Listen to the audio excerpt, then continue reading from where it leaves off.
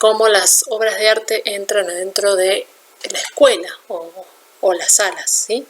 Cómo entra adentro del sistema educativo. Gabriela Bustowski plantea un análisis de, mirar o observar obras entre el análisis y la emoción, ¿sí? Ella plantea que mirar es una vivencia subjetiva, por supuesto, es del sujeto. A partir de un estímulo visual, activamos significados. Observar un objeto, reconocer, significa volver a conocer y recurrir a un saber del pasado. Fernando Pessoa lo dice de otra forma, dice, ver es haber visto. La visión es un acto de inteligencia, Rudolf Arnhem. Se trata de una acción de los sentidos, un proceso activo en el que intervienen aspectos emocionales y cognitivos, personales y colectivos. Como vimos, la interpretación es un proceso que realiza el ser humano en el momento de mirar una obra o observar una obra, ya sea una obra totalmente visual, una obra audiovisual, una instalación en el espacio, una escultura, etcétera, ¿sí? Se activan un montón de cuestiones que tienen que ver con la observación y con la percepción, ¿sí? Es subjetivo, cada persona lo va a mirar desde sus saberes previos, sus creencias, sus experiencias. Por eso hablamos de volver a conocer, ¿sí? De relacionar lo que estamos viendo con lo que nosotros sabemos o vimos o experimentamos. Por eso dice que ver es haber visto, ¿sí? Bueno, avancemos. ¿Por qué mirar imágenes u obras de arte en las escuelas? Para enseñar a ver el mundo como seres conscientes y críticos, para desarticular la aparente neutralidad de las informaciones visuales, para la comprensión de los discursos no verbales o lineales. Estos dos puntos, el segundo y el tercero, están relacionados y vamos a entender a partir de los análisis de las obras que todas las imágenes están hechas con un sentido, ya sea metafórico o con la intención de comunicar algo. Y todo lo que aparece en esa imagen, voy a hablar de la imagen porque me resulta más sencillo, está pensado para comunicar o está pensado para el objetivo que la persona que lo creó lo ha hecho. Una publicidad va a tener ciertos colores, cierta tipografía, cierta vestimenta de los personajes que van en función de lo que se quiere comunicar. No es un discurso neutral, no es algo natural, es algo construido de manera particular para generar el mensaje que se quiere dar, ¿sí?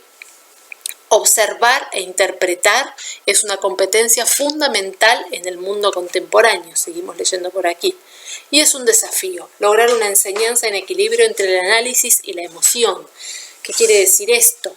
Que nosotros vamos a analizar las obras de arte y también vamos a tratar de conectarnos con ellas a través de lo que nos inspira o nos los transmite por la interpretación. Pero no tiene que ser una cuestión de qué lindo, qué bello, cómo me gusta tal cosa, porque no estamos logrando hacer un análisis completo, ¿sí? La obra de arte es una construcción metafórica, como venimos viendo. Es la materialización de un conjunto de creencias, valores, formas, proyectos y sensibilidades. Es un condensado de experiencia generador de infinitas interpretaciones. No es un texto encriptado cuyo significado hay que descubrir. Yo no tengo que descubrir con tal juego de adivinanzas qué es lo que quiso decir el autor, ¿sí? Para eso yo como docente tengo que buscar la información necesaria para poder transmitir y para poder producir una clase o una propuesta de lectura de una obra, ¿sí? Principalmente entender que la obra de arte es una construcción metafórica, siempre existe una metáfora, ¿sí? Hay una construcción poética o hay una construcción con un sentido poético que el artista ha querido dar, a diferencia de una publicidad o a diferencia de una propaganda política, ¿sí? Acá hay una construcción de metáfora, ¿sí? Esa metáfora está materializada o es la materialización de un conjunto de creencias, valores, formas, proyectos y sensibilidades, ¿sí? Acá tenemos una obra. Sería interesante si pudiéramos interactuar, que ustedes me dijeran qué ven, qué pueden interpretar, qué observan, qué características tiene esta obra. Yo las preguntas que les podría hacer son las siguientes. ¿Qué ven? Como una primera que abre, ¿sí? ¿Qué se observa? ¿Qué características tiene esto que estamos observando? ¿Dónde está emplazado? ¿Está en el exterior o en el interior? Son bicicletas. ¿Y qué características tienen estas bicicletas? ¿Pueden rodar? ¿Pueden andar? ¿Están hechas para que la gente ande? ¿O qué característica tienen? ¿Sí? Como podemos observar, es una instalación de estructuras o esqueletos de bicicletas que tienen la particularidad de estar enlazadas una rueda con la otra. O sea que la rueda de atrás de una es la rueda de adelante de la otra. No sé si lo pueden ver. Tal vez aquí, por ejemplo, acá tenemos una, por ejemplo, y la rueda de adelante, la rueda de atrás es la rueda de adelante de esta que está parada, y esta es la rueda de adelante de esta, y así sucesivamente, ¿sí? Fíjense cómo aparecen esta estructura enlazada de ruedas, y a su vez, si observan, hay una infinidad de estructuras similares hacia atrás, ¿sí? Esta obra de un artista chino que se llama Ai Weiwei, y se llama Forever Bicycles, o bicicletas eternas, o bicicletas permanentes, para siempre, ¿sí? Es una instalación de 1254 bicicletas para la exhibición del artista en la Fundación Proa en el año 2018. Y esta fotografía es de Jorge Sánchez, no es del artista, ¿sí? O sea, esto es una instalación que está emplazada en la vereda de la Fundación Proa, que queda en La Boca, en la ciudad de Buenos Aires. Para entender o comprender cuál es la metáfora en esta obra, tenemos que entender estas dos imágenes o estas dos concepciones que nos presenta el artista: las bicicletas y la eternidad, ¿sí? Por un lado tenemos la bicicleta, que es un elemento que utiliza el ser humano para trasladarse, y si vamos al contexto del artista, que es un artista chino, pensemos en las ciudades chinas, la proliferación de bicicletas que hay, eso hace mención al pueblo, ¿sí? Y a la cantidad de personas, porque acá hay 1254 bicicletas. Y eternas, bicicletas eternas. Estas son eternas porque no se sabe cuál es el principio y el fin, y están en una estructura casi de hexágonos. No sé si llegan a observar que los huecos forman hexágonos aquí. 1, 2, 3, 4, perdón, no estoy en hexágonos, 1, 2, 3, 4, 5, 6, ¿sí? Toda una conjunción de formas que hacen a la idea de eternidad, ¿sí? Ahí está construida la metáfora. Marcel Duchamp, artista ya fallecido, por supuesto, de principios del siglo XX, y aquí es bastante compleja la lectura de esta obra. Ustedes lo que ven ahí es un migitorio puesto al revés, ¿no? A la parte que va en la pared sería esta, apoyada en el piso, ¿sí? Es un migitorio que el artista firmó con un seudónimo, R. Muth, en el año 1917, ¿sí? Y mandó a un concurso de arte, como una obra de arte. Esto es lo que se llama un ready-made. Un ready-made es algo ya hecho, un objeto ya construido. Y lo mandó a un concurso de obras de arte, y la obra fue aceptada, ¿sí? Fue puesta en exhibición. Con toda esta acción, el artista lo que quiso decir es que al final cualquier cosa o cualquier producto puede ser una obra de arte. No hace falta que sea específicamente construido para tal fin. Si nos ponemos en contexto, en el año 1917 era la primera vez o una de las primeras veces que alguien rompe con la estructura que existía en el arte, ¿sí? Con la estructura o el estatuto de obra de arte. Toda esta acción genera la metáfora, ¿sí? Solo el objeto aquí que observamos no genera la metáfora, pero sí toda esta acción de agarrar un migitorio, darlo vuelta, llevarlo a una exhibición y firmarlo, es una acción metafórica que da lugar a toda esta cuestión de cuestionar el mundo del arte y la obra de arte.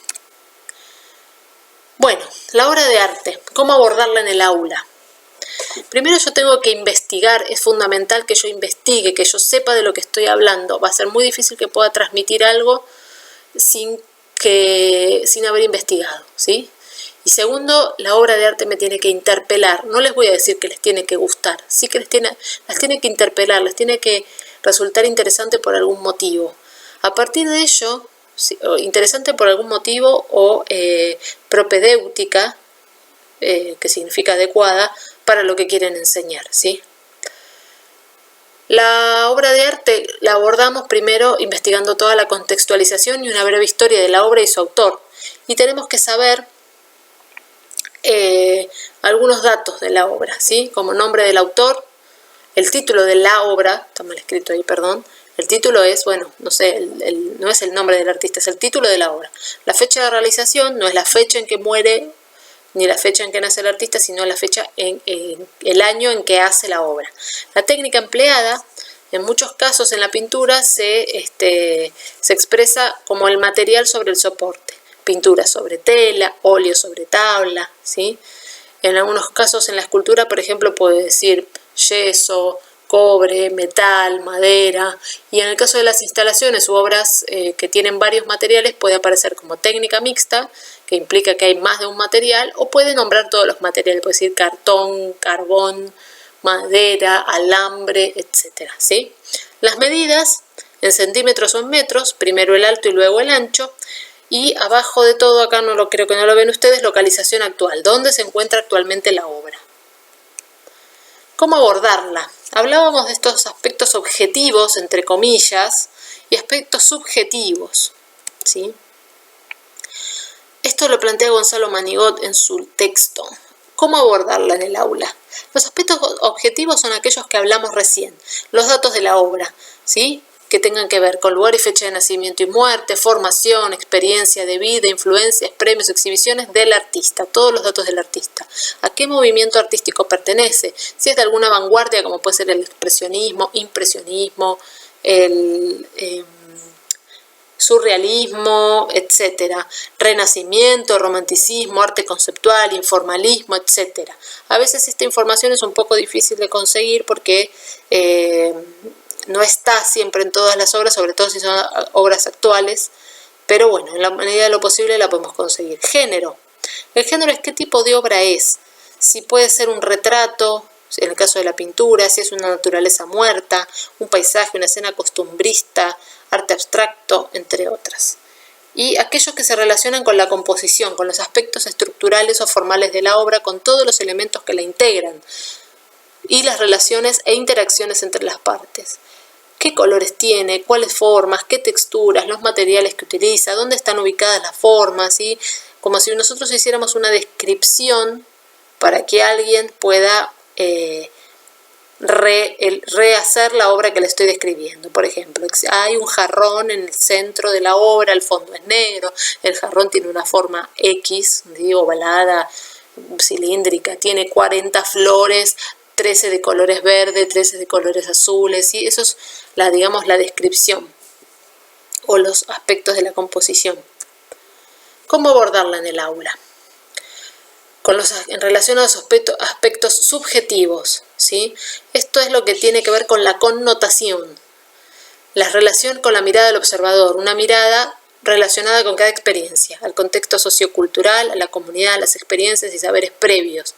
Limitan y enriquecen a la vez, porque si uno no tiene una experiencia muy grande, puede no tener un gran despliegue en esta parte, pero es importante que esté también, porque la interpretación tiene ambos aspectos, el análisis y la emoción.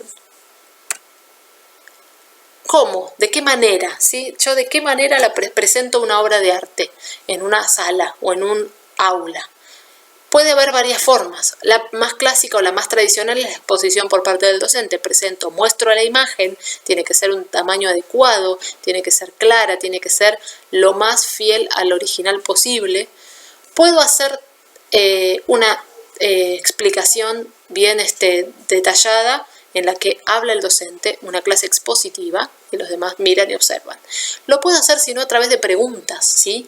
Puedo empezar a pensar qué preguntas me despliega esta obra, ¿sí? En vez de decir, en la obra podemos observar, yo podría hacer preguntas. ¿Qué observan en la obra, por ejemplo? Podría decir, se ve un jarrón rectangular, ¿cuál es la figura principal? ¿De qué forma es el jarrón? ¿Sí? Esa sería la comparación entre el punto 1 de la exposición y el punto 2. Y después actividades. Existen muchos juegos y muchas actividades plásticas de producción que se hacen posteriores a la lectura, como pintar al estilo de, lo cual es equivocado, pero aparece. La idea nunca es fomentar la copia, sino que podemos buscar el proceso productivo del artista para recrearlo, ¿sí? Y otra, y muy interesante, es la visita a los centros artísticos. Yo llevo a los niños a un museo y les hago observar obras. En general me detengo en una particular para hacer un análisis más profundo, porque además en los centros artísticos se ven las obras originales. La observación de obras es una actividad en sí misma, no es la excusa para hacer una producción. Es una actividad, el niño está trabajando, ¿sí? Se debe potenciar un proceso creativo y crítico de la lectura. Hay que desarrollar la mirada crítica y personal frente al hecho artístico. No tiene como objetivo la realización de copias, de pinturas o dibujos. El rol del observador se construye. Para yo poder observar una obra, tengo que haber experimentado la enseñanza de eso, o el aprendizaje. Alguien me tiene que haber enseñado qué mirar. Cuando ustedes van a un museo, si tienen la posibilidad de aprovechar la visita guiada de alguno de los guías, les digo que es una experiencia muy interesante, porque el guía les va a hacer aprender a observar otras cosas que por ahí uno como espectador más novato no se le ocurre mirar, ¿sí? Por eso digo que el rol del observador se construye. A veces uno como docente le hace mirar algo diferente, le hace alguna pregunta que moviliza el interior del espectador, ¿sí? Debe abrir la posibilidad de reescritura, multiplicando la mirada de cada observador. ¿Qué quiere decir? Que no voy a presentar la obra como la verdad absoluta, ¿sí? La interpretación de esa obra me tiene que posibilitar a mí el desarrollo de producciones posteriores enriquecidas, ¿sí? Construye nuevos significados en la interacción con la obra y con los demás. Esta construcción de significados surge de la interacción de la puesta en diálogo entre lo percibido y los sentidos que se gestan para el receptor. La construcción del rol del espectador no se limita a lograr una contemplación respetuosa del evento que se observa, sino que aquello que se observa en primera instancia convoque y abra la posibilidad de la lectura, de la reescritura de ese texto vivido en la experiencia al ver la obra que se multiplica en la mirada de cada observador, que la carga de un nuevo sentido. Vamos a ver una experiencia realizada en un jardín de infantes sobre esta obra que se llama Invernada del Ejército Oriental, el 5 de abril de 1866, la obra es de 1887 a 1902, fue realizada entre esos años. Es un óleo sobre tela y las medidas son 50 centímetros, .4 de alto por 150.8 de largo, vienen bastante apaisada. Actualmente se encuentra en el Museo Nacional de Bellas Artes, o sea que si quisiéramos las podríamos ir a ver. Cándido López es un artista que se enroló en la Guerra de la Triple Alianza. Les pongo un poco de contexto. La Guerra de la Triple Alianza es una guerra que sucedió a mediados del siglo XIX, donde Brasil, Uruguay y Argentina pelearon contra Paraguay, ¿sí? Entonces fue por la zona del litoral. Él lo que hace es enlistarse, va tomando apuntes durante la guerra a lápiz, están los cuadernos guardados de él, y luego, posteriormente, cuando regresa a Buenos Aires, realiza los óleos. Por eso la obra es posterior a la fecha que dice el título, ¿sí? Esta obra se mostró en una sala, ¿sí? La maestra hizo la pregunta: ¿por qué creen que el pintor pintó el agua del lago dorado, algo amarillenta y no celeste? ¿Sí? Acá vemos el lago dorado y amarillento. Los niños dicen: seguro que las vacas pillaron en el agua. Sí, hicieron pis y se puso amarilla. Esa es la interpretación original de los niños en función de observar el agua amarilla y las vacas, ¿sí?, alrededor. Pero al año siguiente, luego de un ejercicio de observación de esta obra, ¿sí?, y de interpretación con unas ciertas orientaciones de la docente, se vuelve a hacer la misma pregunta: ¿por qué creen que el pintor pintó el agua del lago dorado, algo amarillenta y no celeste? Los niños responden otra cosa. ¿Pero cómo? ¿No se da cuenta, señorita? ¿No ve que es el reflejo del sol en el agua? Fíjense cómo se problematizó esta imagen, ¿sí? No son las vacas que hicieron pis, sino que es el reflejo del cielo en el agua. Eso es construir el rol del observador. Yo le doy pautas y le doy ciertas herramientas a los niños para que puedan interpretar la obra. Las preguntas que yo voy a hacer tienen que orientar la mirada, tienen que permitir la circulación amplia de la palabra, el respeto de la opinión, No tomar partido ni censurar, no decirle que está mal lo que están diciendo, sino decir, bueno, vamos a ver, vamos a observar, ¿te parece? ¿Y por qué no será de tal otra forma? ¿Sí? Las preguntas amplias que permitan la exploración visual, que sean claras, que se entienda lo que yo estoy tratando de preguntar y abiertas, que no supongan una respuesta cerrada como sí o no o una respuesta correcta. Yo no le voy a preguntar cómo se llama el autor, ¿sí? Porque si ellos no lo conocen no van a tener que responderme, ¿sí? Se van a frustrar. Que abran y desplieguen el mundo imaginario, ¿sí? Que permitan observar cómo está construida la obra, que les permita avanzar en sus conocimientos artísticos, que impliquen un desarrollo, una interpretación, que sean objetivas. A lo que me refiero es que no sean subjetivas sobre gusto y preferencias. ¿Les gusta la obra? Uno puede preguntar, pero en realidad no apunta a nada esa obra, no avanzo en el conocimiento si yo le pregunto a alguien si le gusta o no. Estoy hablando sobre su subjetividad simplemente. Superar las respuestas, lindo o feo, depende de las preguntas que se generen, de los espacios de expresión que se habiliten, respetando la opinión y el gusto de cada niño. Una cosa es preguntar a y otra es preguntarse con. En el primer caso recopilaremos información. El segundo probablemente construiremos conocimiento. Me parece que estas dos citas son súper importantes del libro de Gonzalo Manigot. Hay que superar las respuestas de lindo o feo, ¿sí? Para avanzar en el conocimiento. Y preguntarse con, de esa forma vamos a construir conocimiento. Si yo le voy a preguntar a él de qué color son, qué color es el agua, de qué color son las vacas, de qué color es el pasto, estoy recopilando información. Y ahora si le pregunto, ¿por qué crees que el agua es de color amarillo? Estoy construyendo conocimiento. Bueno, hasta acá llegamos, ¿sí? Vamos a dejar una imagen congelada. Espero que esta explicación les sirva para poder conocer un poco más sobre la interpretación y poder abordar este PowerPoint de mejor manera.